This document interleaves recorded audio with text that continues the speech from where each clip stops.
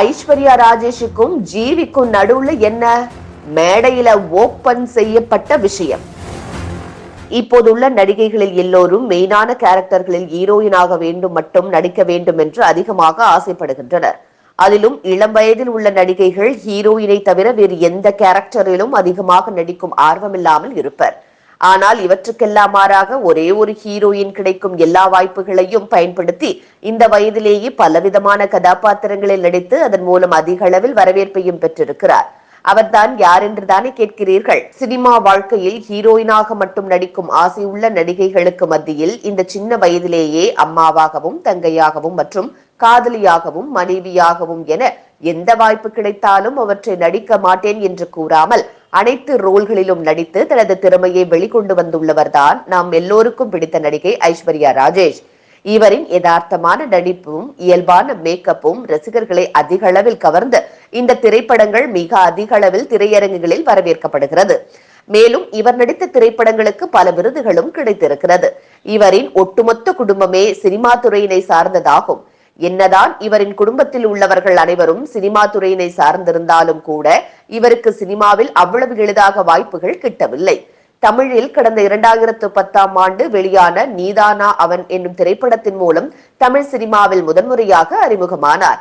இவர் நடித்த திரைப்படங்களில் பண்ணையாரும் பத்மினியும் காக்கா முட்டை போன்ற திரைப்படங்கள் இவருக்கு திருப்பு முனையாக அமைந்திருந்தது. காக்கா முட்டை திரைப்படத்தில் இந்த இளம் வயதிலேயே அம்மா கேரக்டர் செய்து எளிமையான மேக்கப்புடன் தனது சூப்பரான நடிப்பினால் அதிக அளவில் ரசிகர்களை கவர்ந்தவர்.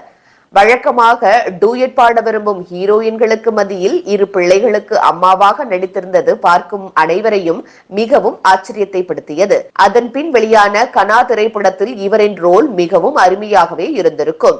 கடந்த வருடம் இவரின் திரைப்படங்கள் அடுத்தடுத்து வெளியாகி கொண்டே இருந்தது.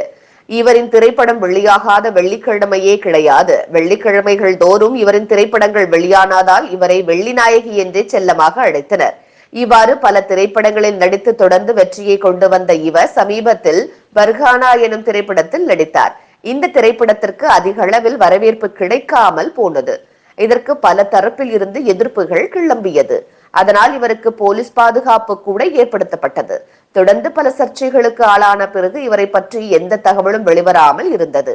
ஆனால் தொடர்ந்து வேறு ஏதோ திரைப்படங்களில் நடித்துக் கொண்டுள்ளார் என்ற தகவல் வெளியாகி வந்தது. கடந்த வருடத்தில் ஐஸ்வர்யா ராஜேஷுக்கு எப்படி தொடர்ந்து பல திரைப்படங்கள் வெளியானதோ அதுபோலவே இந்த வருடம் ஜிவி பிரகாஷுக்கும் தொடர்ந்து திரைப்படங்கள் வெளியாகி கொண்டே உள்ளது. இன்னமும் வெளியாக போகிறது என்பதால் இவர் போன வருடம் அனைவரும் வெள்ளி நாயகி என என்னை கூறினர்.